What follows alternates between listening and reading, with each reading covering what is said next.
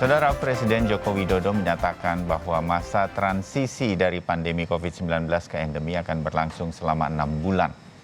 Meski kasus COVID-19 sudah melandai dan kegiatan mudik diperbolehkan, Presiden menegaskan bahwa masa transisi harus dilakukan dengan hati-hati. Masa transisi digunakan untuk menentukan kebijakan apa selanjutnya. Pemerintah tidak ingin langsung menerapkan kebijakan membuka masker seperti dilakukan di sejumlah negara. Apapun ada masa transisi yang kita masih harus hati-hati. Saya tidak ingin kayak negara-negara lain langsung buka masker. Enggak.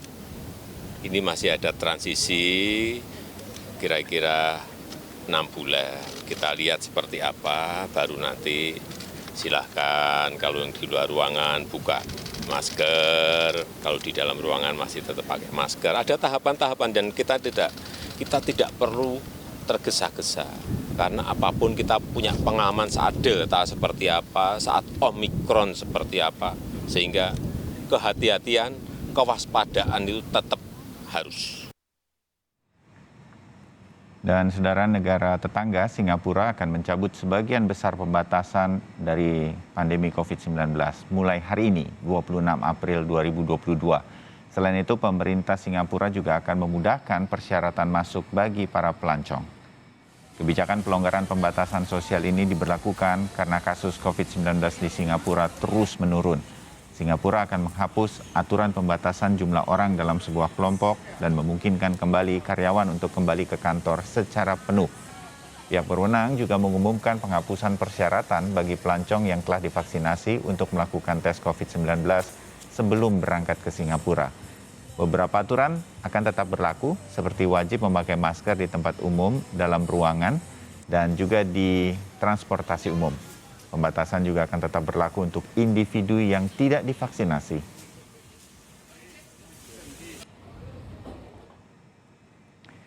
Dan saudara, bagaimana pelaksanaan pelonggaran pembatasan di Singapura? Pagi ini kita sudah terhubung dengan Oki Madasari, seorang warga negara Indonesia yang tinggal atau sekarang berada di Singapura dan juga menjadi koresponden Kompas TV. Mbak Oki, selamat pagi, apa kabar?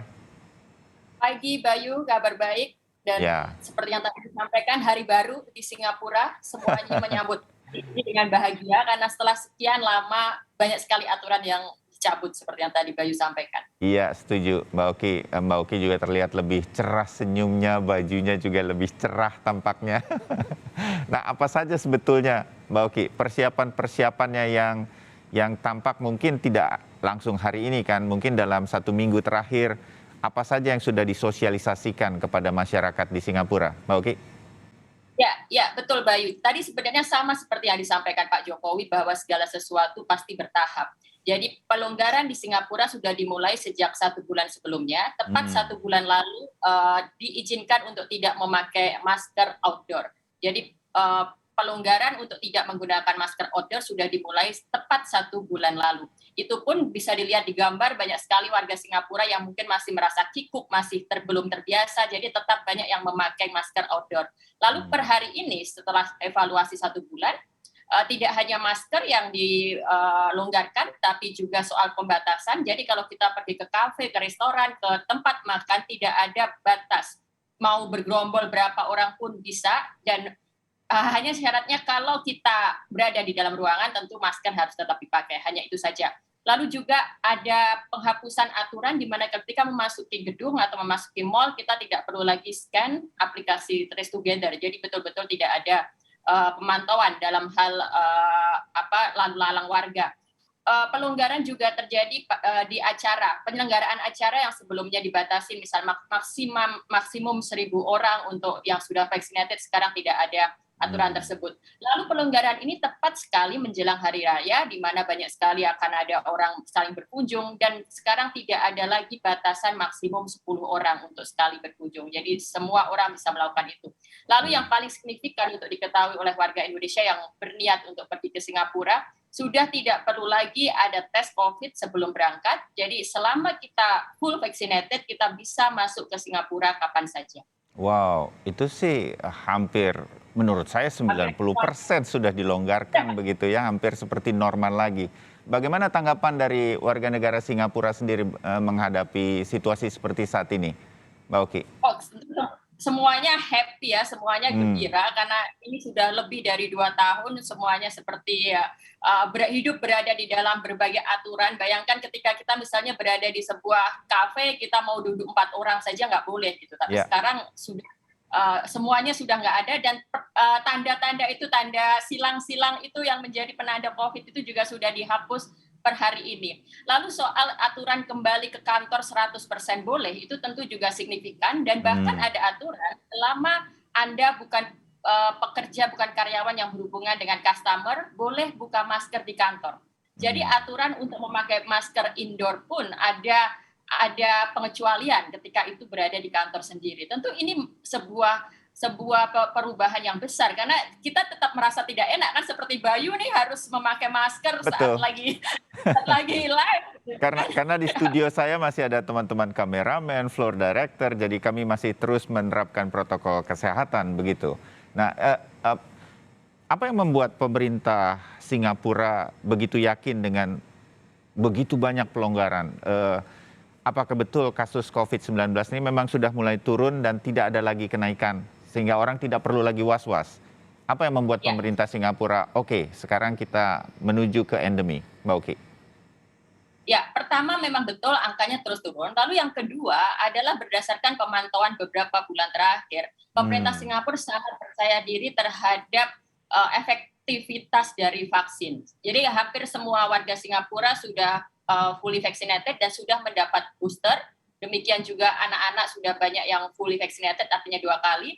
Dan dari data yang ada, ketika seseorang terkena COVID, mereka bisa recovery tanpa harus ke rumah sakit. Itu sebenarnya kunci dari kenapa endemi bisa diberlakukan. Jadi ketika seseorang mendapat COVID dan penanganannya sudah serupa dengan flu biasa, flu yang bukan COVID, maka disitulah artinya vaksinasi bekerja dan tidak perlu ada hal serius yang dikhawatirkan. Itu. Ya, Mbak Oki. Jadi vaksinasi ini sudah hampir seluruh warga negara di Singapura sudah melakukan vaksinasi, bahkan boosternya juga sudah hampir lengkap. Begitu Mbak Oki? Sehingga ini membuat salah satu titik keyakinan dari pemerintah Singapura untuk memberikan kelonggaran. Kalau di kita kan saya pikir ini masih ada mobilisasi yang cukup besar ketika arus mudik dan arus balik lebaran.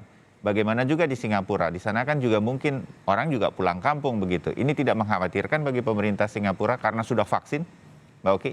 Nah, lucunya, tapi ini anehnya kalau kita bicara tentang arus perjalanan manusia, tepat menjelang Lebaran ini, minggu lalu tepatnya, pemerintah Singapura mengumumkan bahwa tidak perlu ada tes untuk masuk Singapura. Nah, artinya di sini bukan lagi khawatir terhadap perjalanan orang, tapi mereka malah mengundang orang masuk.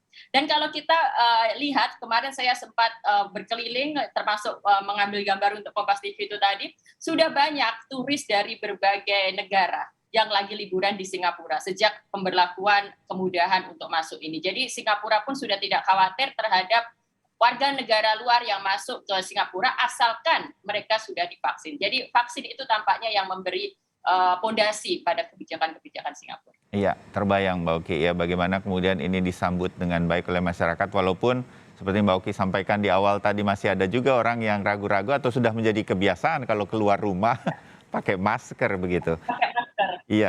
Ada target tertentu yang disampaikan oleh pemerintah Singapura secara resmi sampai kapan mereka akan memantau dan melihat ini semua sehingga kemudian saya menyebutnya ada tombol merah red alert yang kapan harus dilakukankah? Masyarakat harus tahu kalau terjadi lagi peningkatan dan lain-lain. Seperti apa pemerintah Singapura ini menyampaikan kepada publik? Sehingga dengan demikian kalau terjadi apa-apa semua orang bisa kembali ke titik menjaga protokol kesehatan. Mbak Oki. Ya, Singapura sudah memiliki mekanisme ukuran ya. Bisa dikatakan sebenarnya kita sekarang masih berada pada warna merah.